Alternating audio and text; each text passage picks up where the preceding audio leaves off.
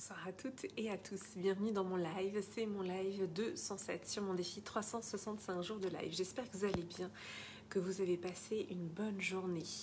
Pour ma part, voilà, c'était une journée encore, la dernière journée en bord de mer, nous rentrons demain. Donc j'aurais aimé vous faire profiter à nouveau du paysage, mais on est rentré tard ce soir, il fait nuit. Mais pour autant, j'ai un message à vous délivrer ce soir. Donc je suis très contente de vous retrouver. Donc quand vous êtes là et si vous êtes là, vous pouvez me faire un petit coucou dans les commentaires, me dire que vous êtes là. Je ne vois pas forcément qui est connecté. Si vous êtes là en replay, vous me mettez le hashtag replay. Et si c'est la première fois que vous regardez un de mes lives, vous pouvez me mettre le hashtag The Positive Place. Je suis Clémence Martin, je suis la fondatrice de The Positive Place. Voilà pourquoi. Donc aujourd'hui, j'avais envie de vous partager ce sujet, un sujet qui me tient à cœur, qui est cette dimension d'énergie. J'en ai parlé dans différents de mes lives. L'énergie, pour moi, c'est central.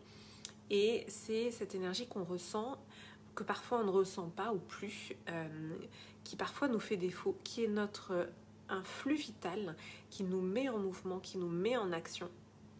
Et en effet, il faut savoir qu'après des chocs, des traumatismes, notre influx vital, notre énergie vitale est entamée, elle est entachée en fait, elle est affectée.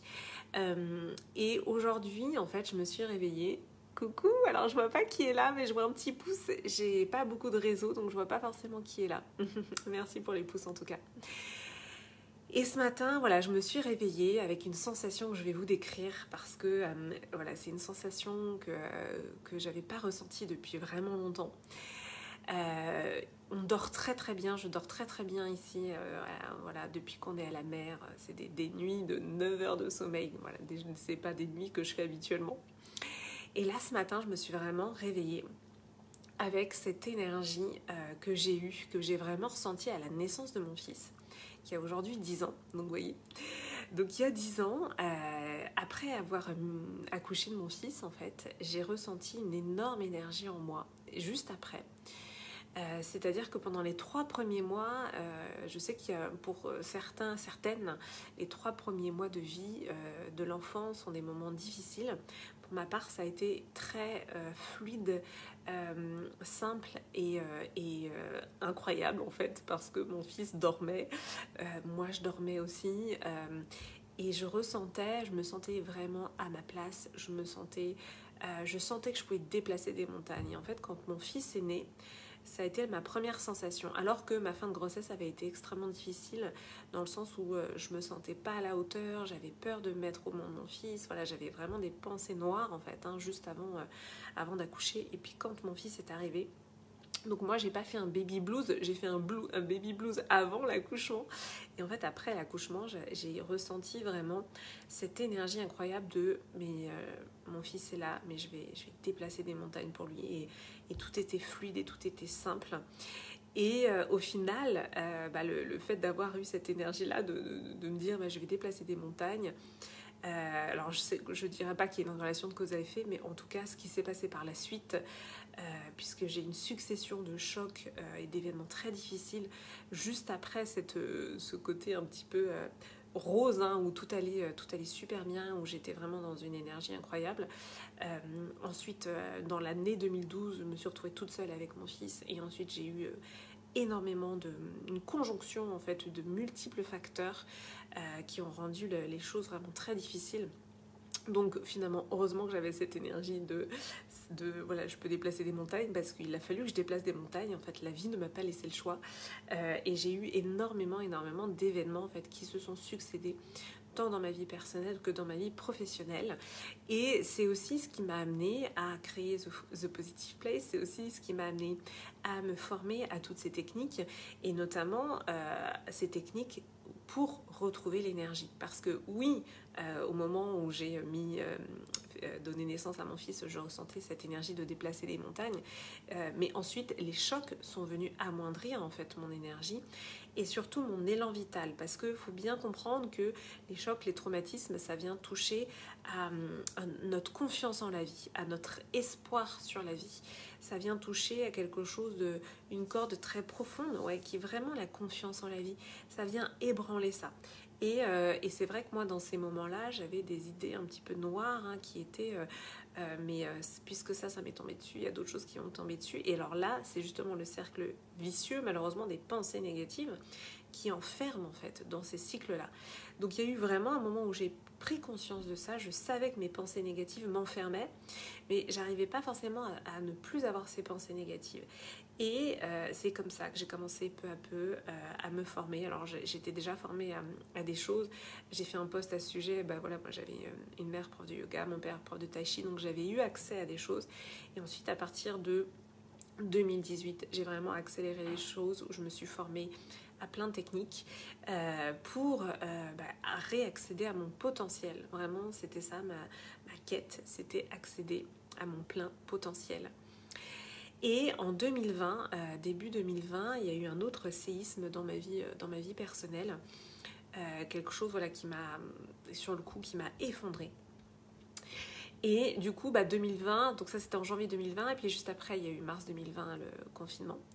Et finalement, 2020, ça a été l'opportunité pour moi de mettre encore plus en pratique tous mes outils, d'en acquérir d'autres. Donc j'ai eu une discipline de fer, on va dire, sur toutes ces pratiques pour justement me mettre en énergie et pour pouvoir faire aussi face et pour pouvoir traverser en fait tout ça. Et finalement, ce matin, quand je me suis réveillée, je reboucle avec le début de mon anecdote. Ce matin, quand je me suis réveillée, que j'ai ressenti en fait cette énergie, je me suis dit, mais en fait, tout le travail que je fais depuis quasiment 2 ans maintenant porte vraiment ses fruits. C'est-à-dire que là, aujourd'hui, je me sens une énergie, de l'énergie d'il y a 10 ans en fait. Et cette envie et cet élan vital, il est à l'intérieur de moi. Et cette confiance en la vie et cet espoir sur la vie. Et c'est vraiment des choses qui s'étaient étiolées du fait des événements. Voilà. Et c'est vraiment ce que j'ai aussi à cœur de vous transmettre dans mes accompagnements. Quand on a vécu des chocs, des traumas, entre guillemets, on n'y est pour rien. Il y a ce sentiment d'injustice, il y a ce sentiment que ça nous tombe dessus. Mais le message d'espoir que je vais vous passer ce soir, le message d'espoir, c'est que, en fait, oui, on peut, grâce à différentes pratiques, différentes techniques, à évidemment le mental, le mindset, mais oui, évidemment, on peut retrouver cet élan vital, cet influx vital. Merci Déborah. Pour aller de l'avant. Et là, toute cette énergie que je ressens de pouvoir déplacer des montagnes, il y a, oui, The Positive Place qui est pour moi extrêmement important. The Positive Place dans toutes ses dimensions, dans mes accompagnements pour les femmes, dans l'entreprise. Et il y a aussi cette famille que je suis en train de recréer. Je vais être un petit peu émue. Puisque en effet, je me suis retrouvée maman solo. Mon fils avait 1 an. Donc je n'ai jamais vraiment connu en fait de cadre familial. Donc pour moi tout ça c'est nouveau et en même temps c'est génial. Je suis en train d'écrire mon histoire en fait, de réécrire mon histoire et de sortir de mes schémas répétitifs. Merci Déborah. De sortir du programme en fait dans lequel la vie m'avait enfermée. J'en reparlerai, mais ces histoires de programmes, on a des programmes inconscients qui quelque part nous prédéterminent aussi, parce que moi ça je l'ai beaucoup vécu, j'ai toujours eu énormément de volonté, je travaillais énormément, etc. Mais j'avais beau y faire, il y avait des choses qui fonctionnaient pas dans ma vie. Et j'ai compris que ça n'était pas une question de travail, j'ai compris que c'était pas une question de volonté, j'ai compris que c'était vraiment des schémas inconscients que j'avais engrammés il y a bien longtemps et qu'il a fallu aller déprogrammer. Donc je suis allée vraiment faire tomber toutes ces croyances limitantes là.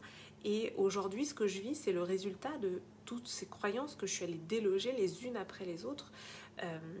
Et voilà, et c'est génial. Voilà, c'est juste de se dire que oui, c'est possible. C'est possible de réécrire en fait son récit, de réécrire autre chose que ce pourquoi on a été entre guillemets programmé. C'est un vaste sujet, mais voilà, j'avais envie de vous en parler un petit peu ce soir et je regarde si je vous ai tout dit. Oui, je vous ai tout dit pour aujourd'hui. Dites-moi si ça vous parle, dites-moi si ça résonne. Dites-moi comment ça vous parle et comment ça résonne pour vous. J'étais très heureuse de vous partager ça ce soir. Je vous dis à demain du coup pour le live 208. Je vous embrasse.